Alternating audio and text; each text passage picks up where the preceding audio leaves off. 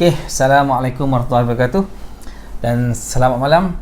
Okey, macam biasa, Khamis malam Jumaat saya akan bersiaran secara langsung di FB saya untuk program #Takaful Q&A. Cuma hari ni saya seorang je sebab saya punya partner anak baru dapat baby kan, Cik Megat. So pertama sekali tahniah kepada Megat sebab baru dapat menimang cahaya mata yang kedua kan. So tak apa topik malam ni kan, sebab partner tak ada, saya ambil topik yang saya boleh handle sendirilah. Okey, saya nak kongsikan sikit sebab selain daripada sebelum ni kita banyak cerita pasal hibah. So hari ni saya nak kongsikan sikit pasal medical pula. Okey, sepanjang pengalaman saya kan 17 tahun dalam bisnes takaful ni, medical card ni walaupun sekarang ni macam tak berapa kita panggil tidak menonjol sangat sebab banyak orang sekarang ni fokus pada hibah, tapi pada saya tak kurang juga dia punya penting dia. Okey, dan bila sebut pasal medical ni sebenarnya banyak yang orang fokus kepada apa yang di cover, boleh dapat berapa semua fittingan, tapi malam ni saya nak buat lain sikit. Saya nak share sikit apa sebenarnya punca-punca ataupun sebab-sebab and common mistake ataupun common reason medical card ni, medical claim ni kena reject. Dan kalau kita lihat kebanyakan orang yang komplain, sebenarnya kebanyakan komplain datang daripada claim-claim yang berkaitan dengan medical kan. Pernah dulu saya punya pengalaman yang kita pernah tahu dulu kan, ada sampai yang ada yang bakar polisi semua everything. So dan ada yang tak tahu cerita apa-apa, dia bila tengok orang lain tak dapat claim, dia pun nak surrender polisi dia. Sedangkan apa yang kena pada orang yang tak boleh claim tu sebenarnya tak ada kena-mengena langsung dengan orang yang nak surrender. Jadi saya mengambil kesempatan untuk memberi, kita panggil awareness kepada orang ramai berkenaan dengan apa sebenarnya antara punca-punca claim kena reject. Okey, so malam ni saya nak share sikit sekejap.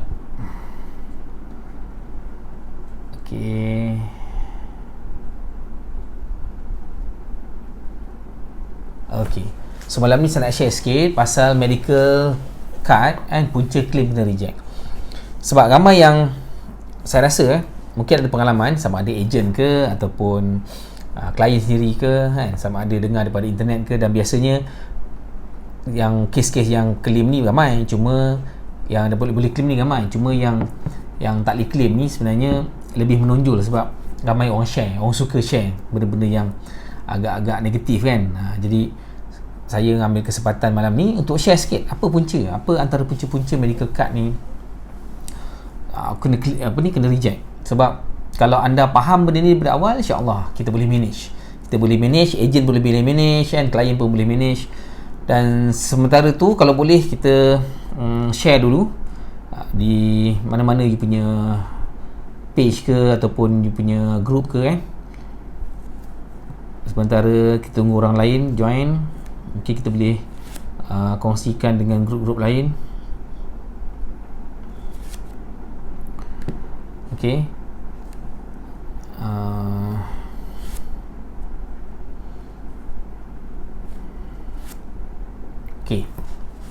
so saya rasa sepatut kita saya rasa bagus kalau saya mulakan terus. Okey, berikut kan, cuba tengok apa punca-punca tak boleh claim sebenarnya.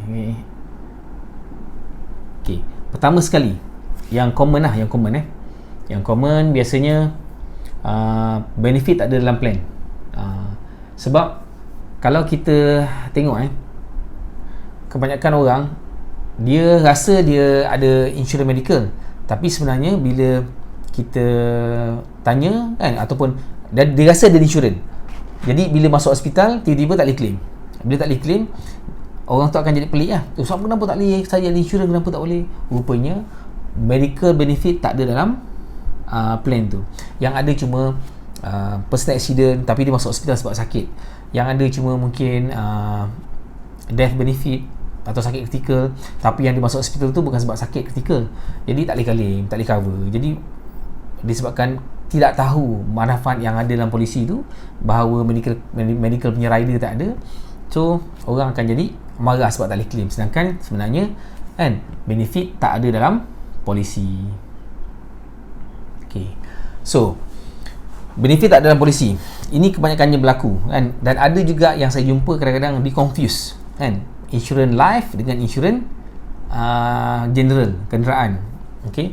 Ada juga sebenarnya insurans general yang cover medical kan, yang jenis macam dia bagi like untuk benefit company ke kan, so dia pakai general punya medical insurance lah.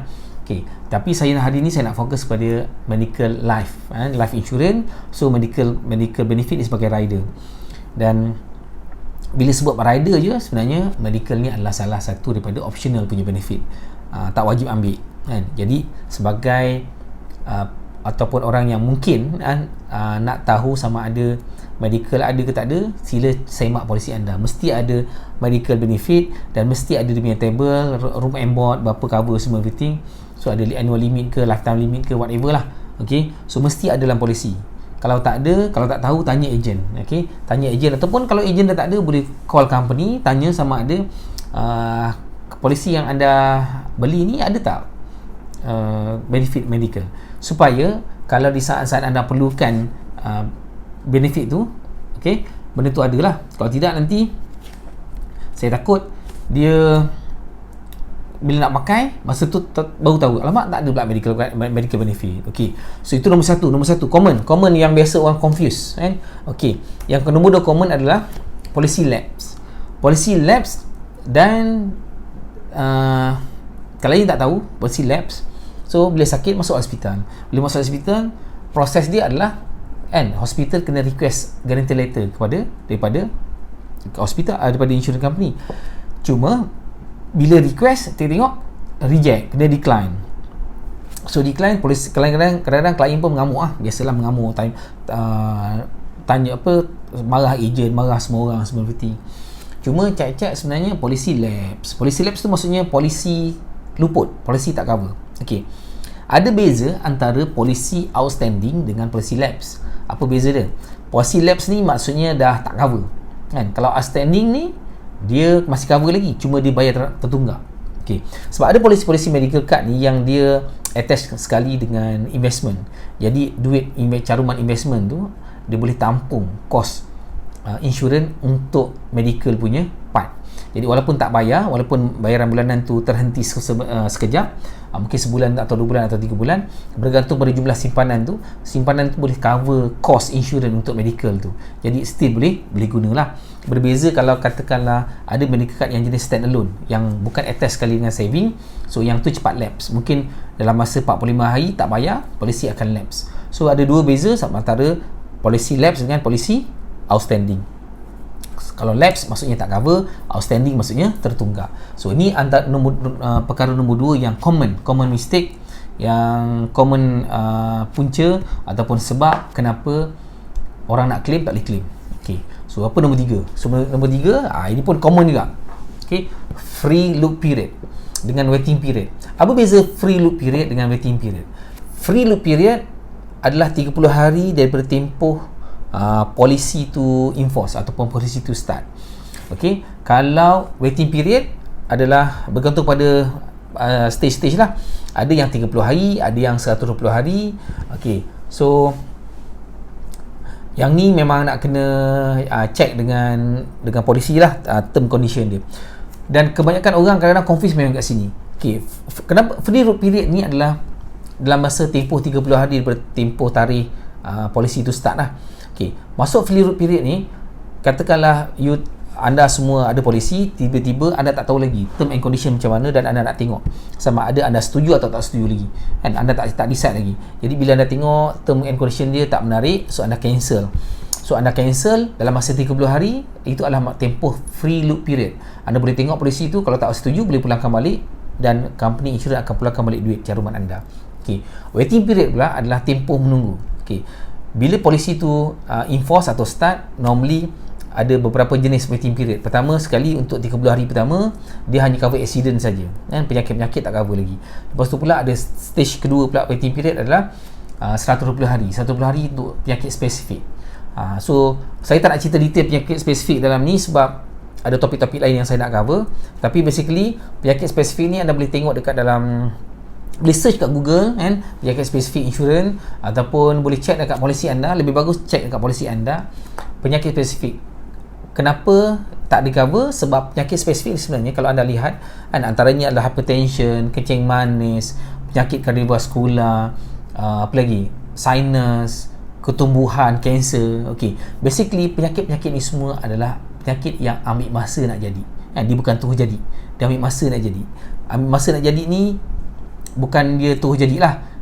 Contoh kalau orang tu dia dah kena kanser katakan kan, takkanlah tiba-tiba dia kanser tu stage 4 kan. Kalau tiba-tiba stage 4 tu maksudnya ada error tu, maksudnya bukan ada error, maksudnya ada kemungkinan penyakit tu berlaku sebelum daripada tarikh tu. Contoh baru ambil polisi berapa tahun, kita reject. Sebab kalau anda faham okey, saya ulang tadi waiting period So waiting period kalau contoh macam untuk penyakit spesifik 120 hari, dalam tempoh 120 hari tu kalau berlaku sakit-sakit yang tersenarai dalam waiting period, contoh macam kanser, darah tinggi, kencing manis, penyakit yang berkaitan dengan kardiovaskular kan, sinus, nasal septum, apa lagi, tonsil kan, kita panggil ENT, ear, nose and throat punya sakit. So yang tu semua kena cover, kena berlaku selepas 120 hari barulah boleh claim kan.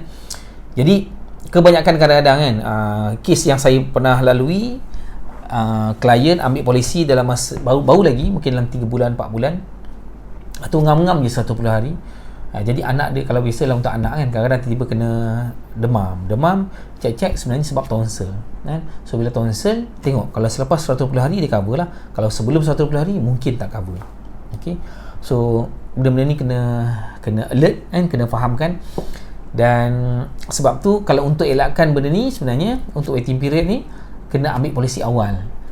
Kalau katakanlah kita dah tahu niat nak ambil polisi, dah tahu medical card tu bagus sebenarnya, dan tu sign up, dan kita tunggu je lah kan. Dalam tempoh waiting period tu, takut-takut kalau berlaku kan, dalam tempoh tu memang tak cover lah. Jadi kalau kita ambil awal, jadi proses nak habiskan waiting period tu lebih cepat. Okay. Cuma kebanyakan saya punya pengalaman, kadang-kadang orang dah tahu benda tu bagus, cuma biasalah delay kan, nanti dulu lah nak compare semua everything. Jadi bila saat compare tu sebenarnya masa dah berjalan, tiba-tiba kena sakit kan, tak cukup masa lagi dah claim. So mungkin kena reject. Okay, yang ni mana-mana company pun sama. Anda boleh check semua company yang ada kat Malaysia ni, anda boleh check sama ada waiting period ni sama dengan company-company lain kan, dari segi waiting specific illness. Sebab apa yang saya tahu memang sama lah. Okay, dia punya exclusion ni semua sama. So waiting period ni sebenarnya agak technical sikit, tapi saya cerita secara umum dulu. Kalau katakanlah ada sebarang persoalan ke apa, anda boleh tuliskan dalam ruangan komen, insyaAllah saya akan jawab lah kalau ada masa nanti. Ok, so nombor 4. Nombor 4 apa? Nombor 4 adalah general and specific exclusion. Ok, maksud general exclusion ni adalah exclusion yang semua orang kena. Siapa-siapa yang ambil medical card, siapa-siapa yang sign up, dia akan kena. Akan kena tu maksudnya tak cover semualah. Contoh penyakit congenital, penyakit dalam masa tempoh 30 hari pertama daripada dia mula sign up, ataupun dari segi apa lagi, penyakit yang berkaitan dengan gigi kan, dental, penyakit untuk buat testing je. Contoh macam dia untuk investigation, penyakit-penyakit yang congenital ni maknanya penyakit-penyakit yang kena memang sejak lahir dah kena, atau penyakit-penyakit yang sedia ada kan. Penyakit sedia ada ni maksudnya sebelum masuk insurans dah sakit, lepas tu baru dia ambil insurans kan, lepas tu insurans tak cover. So jadi exclusion lah. So yang tu siapa-siapa yang ada kena macam tu memang semua exclusion, memang tak cover. Okay, apa maksud specific exclusion pula? Specific exclusion ni pula adalah spesifik kepada setengah-setengah orang je. Tak semua orang lain mungkin tak kena, dia kena. Contoh, katalah ada 2 orang, A dengan B. A apply, dia sihat semua everything, jadi bila dia kena exclusion, dia kena exclusion yang general. Maksud yang general tu dia penyakit-penyakit yang common lah, yang biasa, yang memang ada dalam list. Okay, B pula dia pernah kena katakanlah ketumbuhan kan, dia ada ketumbuhan, dalam dia punya contoh kat rahim ke, dekat breast ke, ada lump kan. So mungkin untuk that particular penyakit takkan cover selepas tu. Jadi exclusion untuk breast lump tu hanya untuk dia saja kan, untuk individu yang ada sakit tu je, untuk orang lain tak ada. Okey, sekejap. Okey, sambung lagi. Seterusnya kan, specific exclusion ni juga yang dia boleh kena, contoh macam kena asma kan, kena asma. Katalah sebelum masuk hospital, sebelum ambil insurans dah kena asma. So lepas dia ambil, so asma tak cover. So tapi untuk orang lain yang masuk memang tak ada masalah asma semua, everything dia cover lah semua. So secara umumnya general untuk semua orang, spesifik untuk orang tertentu yang dah pernah sakit. Jadi nasihat saya untuk part nombor 4 ni, sekiranya anda dah rasa, anda tahu, anda ada kesedaran bahawa medical card ni penting, memang perlu dalam keadaan sekarang ni, just buat cepat-cepat.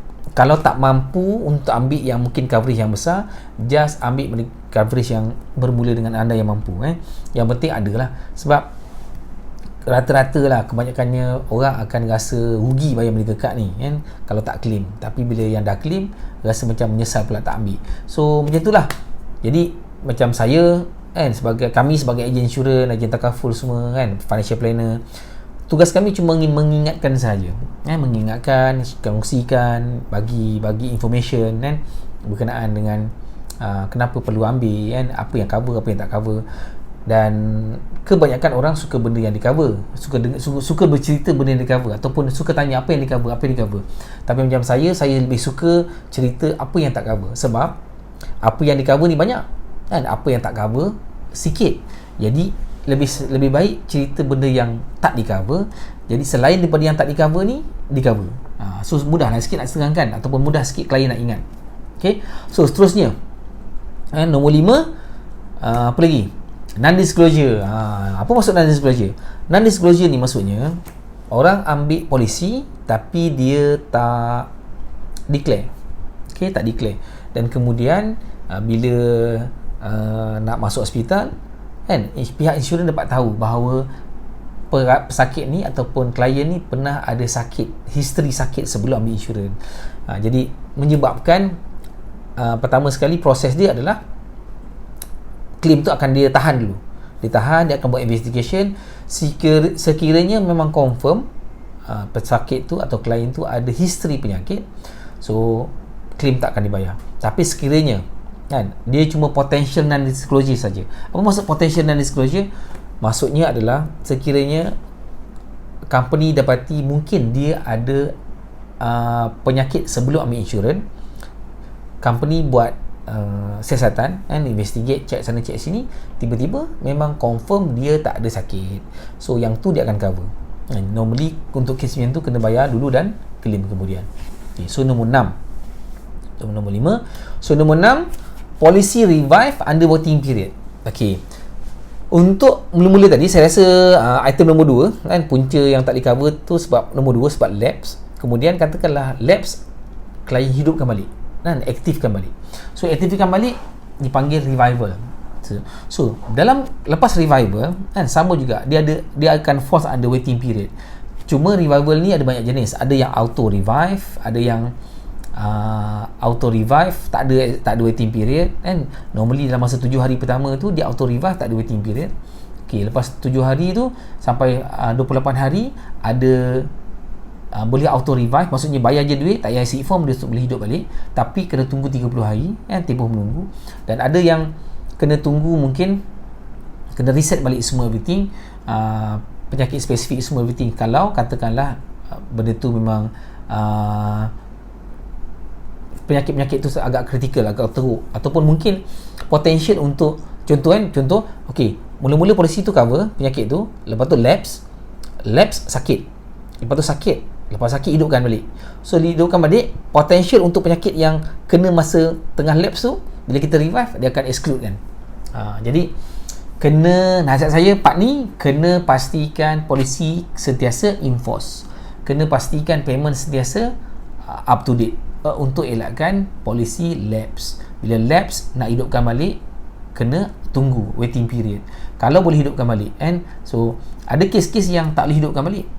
Contoh, dia dah kena sakit teruk kan, bila sakit teruk tiba-tiba nak hidupkan balik tak boleh dah. Jadi masa tu mungkin tak dapat tu lah mereka. Okey. Nombor 7 ni miscommunication. Yang ni walaupun tak kritikal, tapi saya pernah banyak kali juga encounter benda ni. Miscommunication maksudnya antara klien dengan doktor kan. Masa klien jumpa ejen, dia tak declare kan, dia tak beritahu yang dia pernah ada sakit. Dia kata tak ada masalah, tak pernah masuk hospital, tak ada sakit tu, tak pernah jumpa doktor, spesifik doktor, tak pernah ada history sakit-sakit apa yang tersenarai dalam proposal tu lah. Cuma bila jumpa doktor tanya, masa tu barulah cerita semua sekali, pernah sakit tu, pernah sakit ni, pernah sakit tu, sakit ni. So doktor pun tulis dalam form kan. Bila doktor tulis dalam form, then bila hantar form tu, hantar ke insurance company tengok, dah ada pula sakit. So masa tu lah barulah tahu sebenarnya ada masalah miscommunication, dan mungkin polisi tu akan dibuat kena investigate.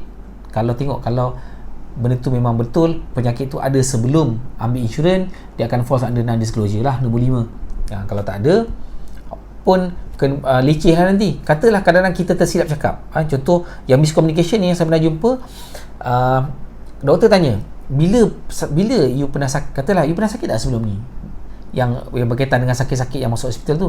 Dia kata pernah. Okay, bila tu? Saya tak ingat doktor, dah lama dah. So doktor pun tulis kat situ long time ago. So bila long time ago, dia tak ada specific date. Jadi katalah macam orang tu baru dah ambil 2 tahun.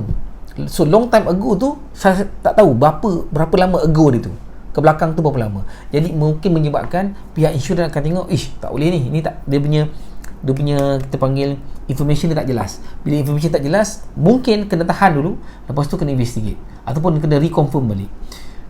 Dan kadang-kadang tengok depends pada doktor. Kadang-kadang doktor nak boleh ubah balik statement, tapi kadang-kadang ada doktor yang tak nak. Once dia dah tulis, dia dah sign, dia tak nak ubah, sebab benda tu melibatkan dia punya integrity dengan dia punya ethical. So yang ni pun kena hati-hati lah. Kalau katakanlah dah ada sakit, kena beritahu masa apply tu, kena beritahu ejen siap-siap. Dan kalau katakanlah jumpa doktor untuk buat rawatan ke apa, doktor tanya, just cerita apa yang you tahu saja, dan please specific date bila you kena. Bukan macam saya tak tahu dah doktor, dah lama dah kena. Bila lama kena tak ingat, so doktor pun kata dah lama kena lah. Bila dah lama kena, bila nak claim tengok benda tu tak ada dia punya ending point dia, dan masa tu mungkin kena tahan lah dia punya claim tu sementara nak investigate. Jadi kadang-kadang benda-benda simple je, benda-benda simple. Kalau katalah masa tu barulah kita nak ubah kan, bergantung pada doktor. Kalau doktor nak tolong, okey lah. Tapi kalau doktor tak nak tolong, dan biasanya at the end of the day semua akan salahkan insurans lah. Insurans tak nak claim lah, insurans tak nak bayar lah, sedangkan punca dia adalah miscommunication. Okay, so saya sendiri pernah mengalami benda ni. Sebab tu saya sendiri emphasize klien kan, kalau nak masuk hospital, please upgrade ejen dulu kan, dan ejen akan advise doktor mana nak pergi, hospital mana yang bagus, klinik mana, doktor mana yang bagus, apa yang perlu cakap dengan doktor, semua everything, supaya apa yang dia cakap tu align dengan apa yang doktor tulis. Kalau tidak, nanti doktor dia cakap lain, doktor tulis lain kan. So benda tu akan jadi lebih complicated. Sepatutnya benda tu smooth, jadi lebih complicated. Okey, kenapa insurans pula, ramai orang tanya pula, kenapa insurans boleh jadi macam tu? Maksudnya kenapa strict sangat kan? Kenapa tak boleh lepaskan je claim tu kan? Kan benda tu dah start cover. Betul, yang tu saya pun setuju juga. Cuma kena ingat kan, company ni dia bukan, company insurans ni atau takaful ni, dia bukan gunakan duit seseorang sahaja kan untuk claim, bayar claim. Dia pakai duit orang ramai. Jadi dia tak boleh simply bagikan claim tanpa buat semakan terlebih dahulu yang lebih detail lah. Kalau katalah orang request claim bagi, orang request claim bagi, orang request claim bagi je, main bagi je. Saya takut nanti, bukan takut, memang akan jadi insurans punya duit tabung dia akan kurang ataupun mungkin habis. So bila habis, dia mungkin terpaksa naikkan harga pula. Jadi company memang kena jaga kan, berjaga mengelakkan sebarang penipuan ataupun sebarang misuse of dia punya tabung lah. Okay, so last sekali, okay, so adalah operational mistake. So apa maksud operational mistake ni? Mistake dari segi contoh saya beritahu, masa mula masuk hospital Dr. A, lepas tu yang merawat Dr. B. So yang merawat Dr. B tu tak diinformkan masa pertengahan tu, tak update insurans kan.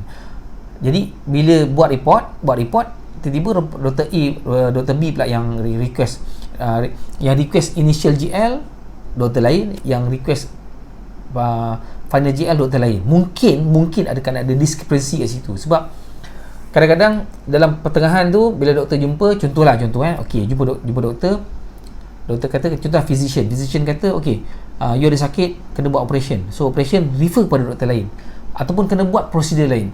So nak buat prosedur lain tu kena request another GL supaya company tahu bahawa dia kena buat extra punya coverage, extra punya rawatan, ataupun mungkin memerlukan kos yang lebih tinggi. Jadi kadang-kadang operational issue ni menyebabkan klien tersepit dan ataupun individu yang nak claim tu tersepit because of company confused, ataupun company tengok kenapa claim ni masuk tiba-tiba dia punya proses nak claim ni, sebenarnya dia punya doktor kena beritahu apa rawatan yang dicadangkan. Okey, dia dah buat katakanlah A, B, C, D kan, rawatan ni kan, tiba-tiba bila nak buat rawatan lain pula dia buat. Jadi bila lain, company tengok lain je, dia akan query kenapa lain. Jadi menyebabkan proses tu menjadi lambat. Bila menjadi lambat, menyebabkan klien pun kadang-kadang akan rasa tak best Okey, so yang ni agent memang kena take note, agent kena take responsibilities untuk check kat mana yang sangkut dia.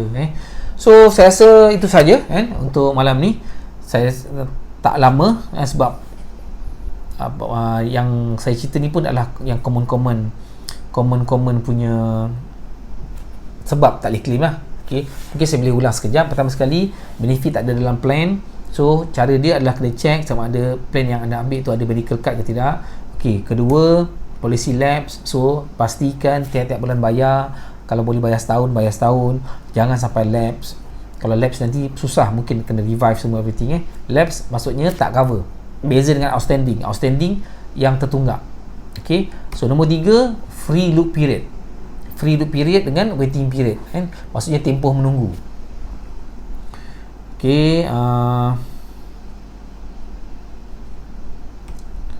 general and specific exclusion. Pengecualian yang general semua orang kena, pengecualian yang spesifik untuk orang tertentu saja, sebab mungkin dia ada penyakit-penyakit yang tertentu yang orang lain tak ada. Okay, nombor 5,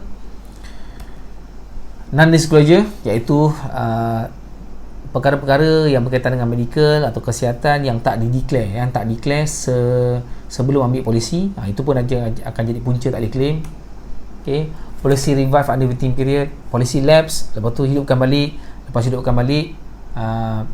ada kena tunggu waiting period. Kalau katalah tiba-tiba masa tu nak claim, tak boleh claim, so itu falls under nombor 6, policy revive under waiting period. Nombor 7, miscommunication, patient cakap dengan doktor lain, doktor tulis lain, macam-macam lah kan. So kadang-kadang punya statement, ada discrepancy of statement, declare dalam proposal form sakit lain, tiba-tiba doktor kata pernah ada sakit lain. So macam-macam lah. So yang ni banyak common mistake kadang-kadang kat sini. Jadi kena clear kalau tak faham, klien tak faham, boleh contact agent dulu dapatkan consultation daripada agent. Sebab tu pentingnya ada agent. Ada yang mungkin kata tak payah pakai agent, senang je sekarang ni kan, beli online boleh claim, tak ada masalah kan. Itu pun senang sebenarnya, tapi anda sendiri sebagai pemegang polisi kena expert lah dengan term condition dia kan, dengan cara-cara dan teknik-teknik dia, dengan proses dan prosedur dia kan. Sebab pada saya benda ni lebih kepada advantage kepada agent, sebab agent dah biasa buat kerja lah. Okay, last sekali adalah operational mistake. Macam saya sebut tadi, dari segi proses nak request GL, proses nak tulis dalam report tu kan, ada mungkin ada 2-3 doktor yang merawat, menyebabkan proses untuk buat GL tu mungkin kena apply 2-3 kali kan. So tu antara common mistake. Dan mungkin sesiapa yang ada experience kenapa tak boleh claim, boleh share dalam ruangan komen. Dan setakat apa yang saya biasa jumpa yang ni lah, yang lain mungkin ada yang spesifik, yang rare lah, yang rare mungkin ada, tapi kebanyakan yang saya jumpa adalah yang 8 benda ni. Okay, so itu sahaja untuk malam ni. Kalau sesiapa yang nak tahu lebih lanjut berkenaan dengan proses claim ke package medical card ke apa boleh hubungi ejen dan sekiranya anda ingin dapatkan khidmat nasihat daripada saya, anda boleh PM saya Aziz Riyadi, dan ada nombor saya pun, nanti insyaAllah saya akan letakkan di ruangan komen, anda boleh check. Okay, anda boleh DM saya, boleh WhatsApp saya, boleh tanya dan saya rasa itu saja. Malam ni tak lama sebab saya punya partner pun tak ada, so saya pilih pun tajuk yang agak simple dan straightforward. Kalau ada sebarang komen, kita tengok persoalan ke apa.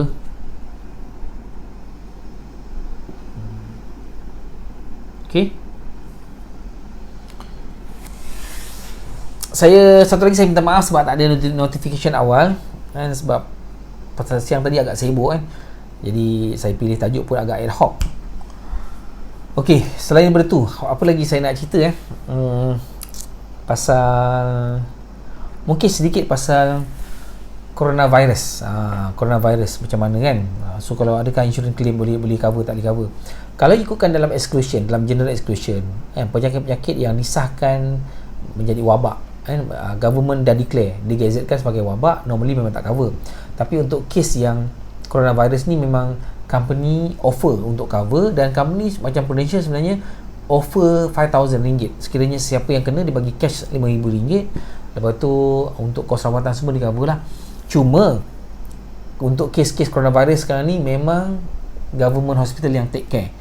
So hospital yang, sebab dia melibatkan penyakit-penyakit yang berjangkit dan mudah berjangkit ni, dan bahaya pula tu, dan dia akan diletakkan pada hospital-hospital government yang telah ditentukan Kalau katalah kita nak pilih untuk masuk ke private pun tak boleh, sebab dia kes-kes negara punya isu keselamatan negara kan.